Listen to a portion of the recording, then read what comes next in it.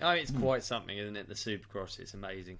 Like you forget, because I've been to Anaheim one before, and I remember thinking, like when it happened this time, I remembered thinking, fucking hell, yeah, I remember when it first happened. But the flamethrowers, like you feel them in the stadium. It's a baseball stadium, dude, and you can feel the heat on your face from the finish line flamethrower things. It's insane. Wow. And then again, the race fuel, like you already mentioned, like it's such a distinctive smell, and it's like one that you'd never normally.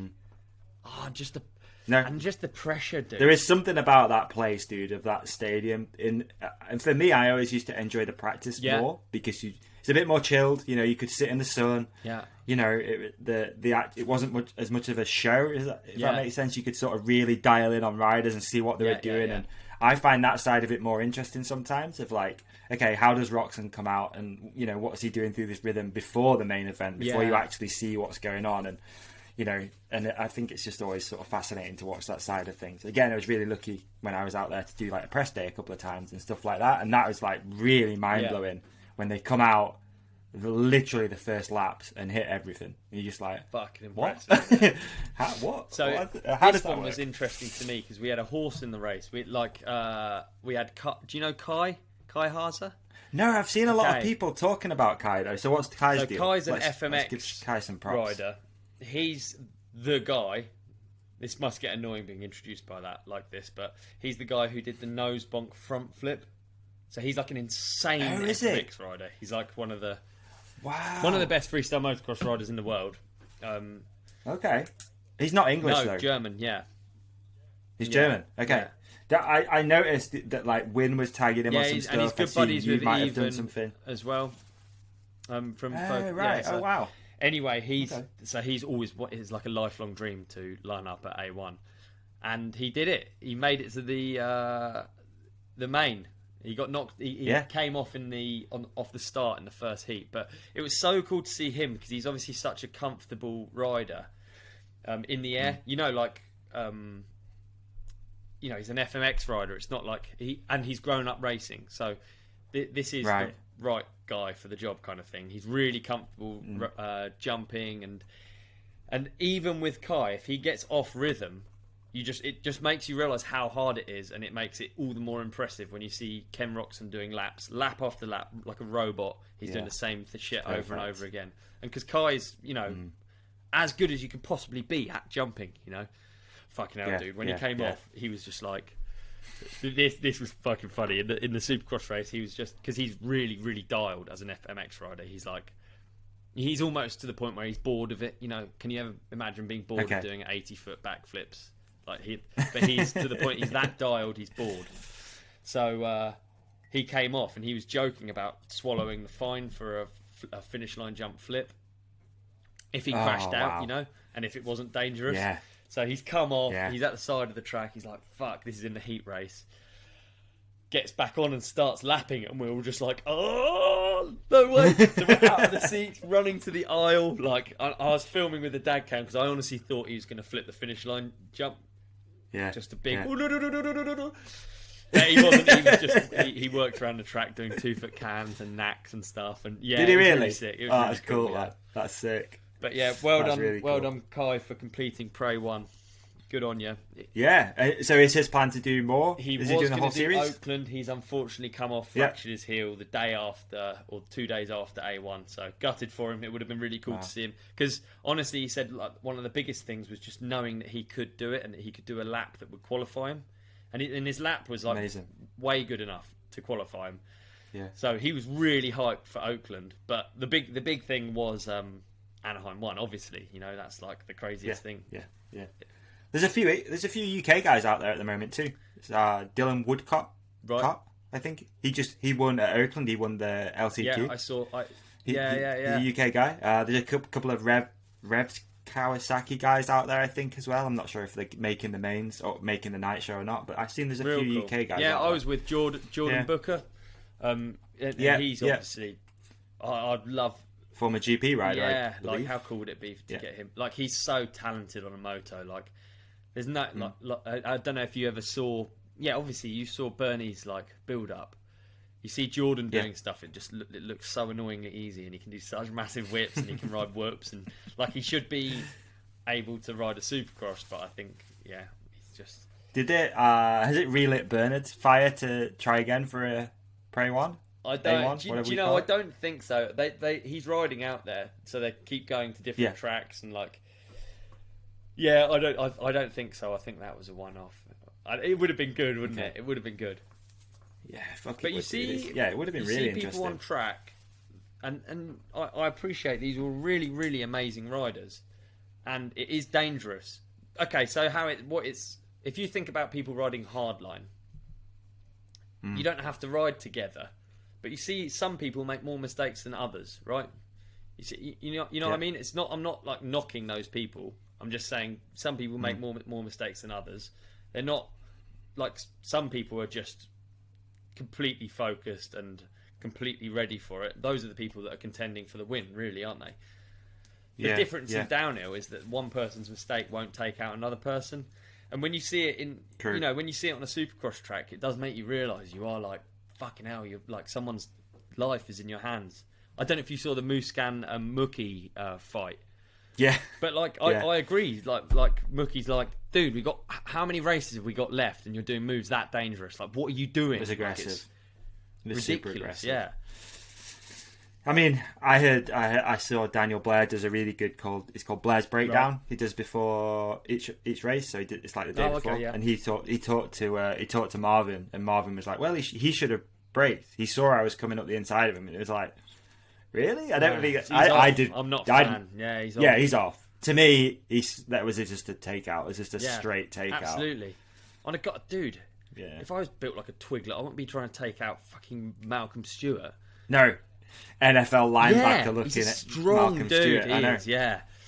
Yeah. Amazing rider. That's cool though, man. I'm glad you went. Really cool. Super and sick to see that like you went the out there. Superheroes.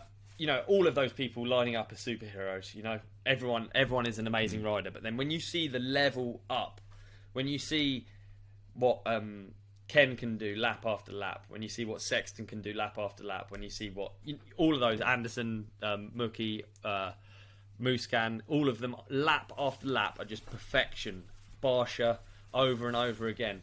Or if they're not perfection, they're near on. And it's so impressive. It is impressive. Like the pace, it's super impressive. I think the more you do dial into it, it is impressive. But I feel like we're at that point with the downhill stuff as well these days. It's everyone's within a few seconds. It's perfection on a run. It's not out of shape. No. Especially that top tier. I think we need to get behind the Supercross rider, ride it hard. Like, let's really give this guy some props. And I thought, who could we choose? And I thought number 23, Chase Sexton. I think. Dialed. We need a horse in the race. If there's anyone who is, actually, your pick was really, really dialed as well. AP? No, in the Christian Craig.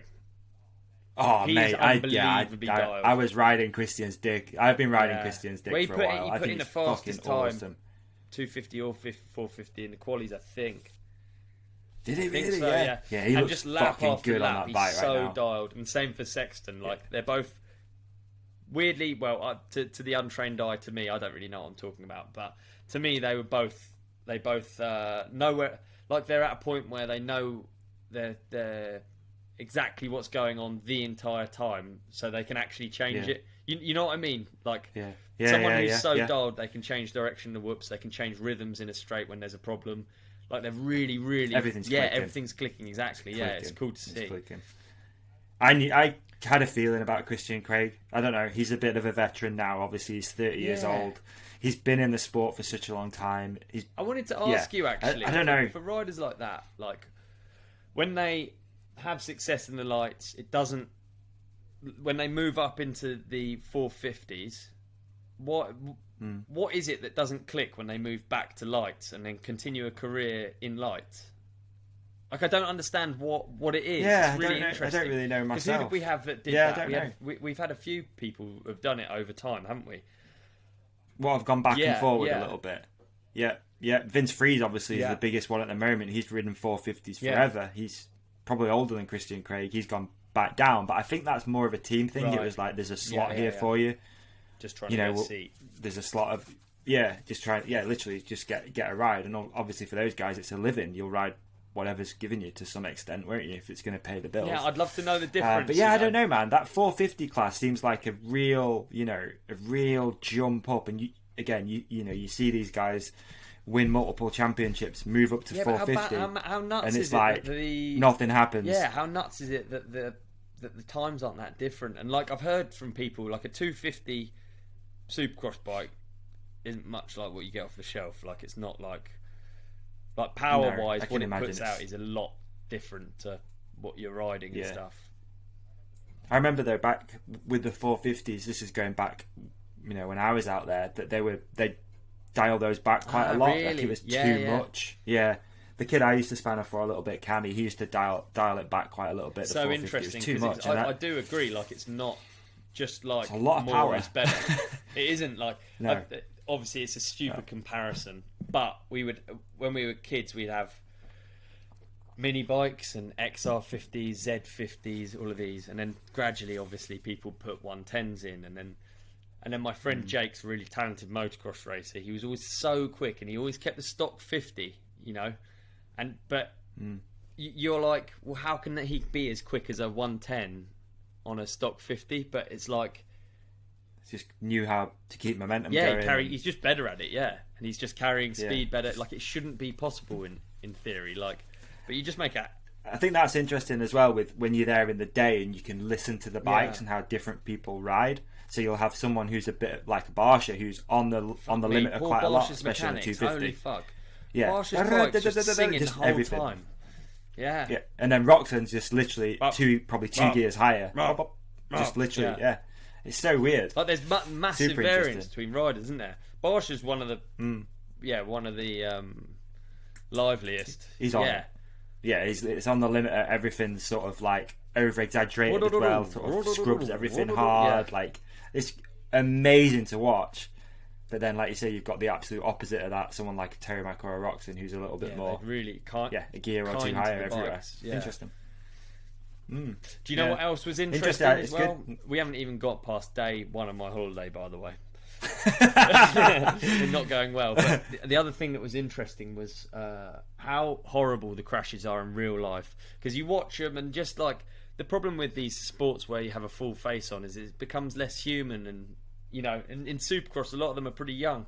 And there was a really bad crash right in front of us on the triple. I don't know if you saw it. I can't remember the dude's name. It was where Hunter Lawrence doubled out of the first turn in the heat race. They had to cancel the heat race. Kid comes off really bad. I didn't see that because it wasn't on TV. Go. And it was right in front of you, and just like it reminded me of Rampage. Actually, the bits that you don't see are just so unpleasant, and just the clarity after a crash. You're just like, whoa, this is actually dangerous. And there was a double arm break in the whoops as well that we saw. Yeah, there was. Colt Nichols. We saw that. That sucked. That was. And it's just silence afterwards, and they get the asterisk medical crew or whatever it is in there, and then you can like hear the medical crew being like, the clatter and the bangs as well, though. Being like, fucking hell, we need to get it. Like you can hear the worry and the upset, and then the kid get eventually when it's safe, they get the helmet off because obviously that medical crew has to. That scared me as well because one of the crashes he came off and you're just like. Fuck, you're in a stadium, there's all these people watching, there's all these cameras on you. You can't fuck up, you can't get it wrong. True. Really, it's so nice. It's different to like, if you just come across a mate in the woods. Imagine if they did that with the St. John's. Fucking hell. Imagine. Like, stand him up. It'll be okay. Stand him up. It's like that races, isn't it? Yeah. Fucking mad. So that he'll walk it medical off. crew, you can tell they're really like, they have to dialed. really be dialed because it's just too centre stage. It's literally like every injury that they have to deal with is just like a test for them, isn't it? But poor kid got big time. Wheeled off, and as soon as the helmet comes off, like with a helmet on, goggles on, all the jerseys, all the sponsors, the boots, the bike, you just look like a gnarly dude. Yeah. Take the helmet off. It's actually like a lot of them are like jockeys. They're small dudes. I went to TLD on another day and I picked up a jersey. It's one of Barsha's jerseys. Thing's tiny. Yeah. Really small guys. I think this is a rabbit hole we could go down forever, but it's weird how the fit and stuff's changed as well. I find that so interesting now. Like motocross is kind of like getting a bit skin suited, isn't it? Yeah. Yeah. They did used to look a bit burlier. The helmets were probably a bit bigger, a bit more padding, and now everything's sort of getting, especially with maybe nips and whatever, everything's getting like slimmer. And Barsha's girlfriend Amber posted a photo, and I had to comment because you can literally see Barsha's cock and balls, like it's right there. Yeah, and I was like, dude, these moto pants are getting tight these days. You know, his are all like special cut as well. I was amazed. Really? Yeah, well interesting.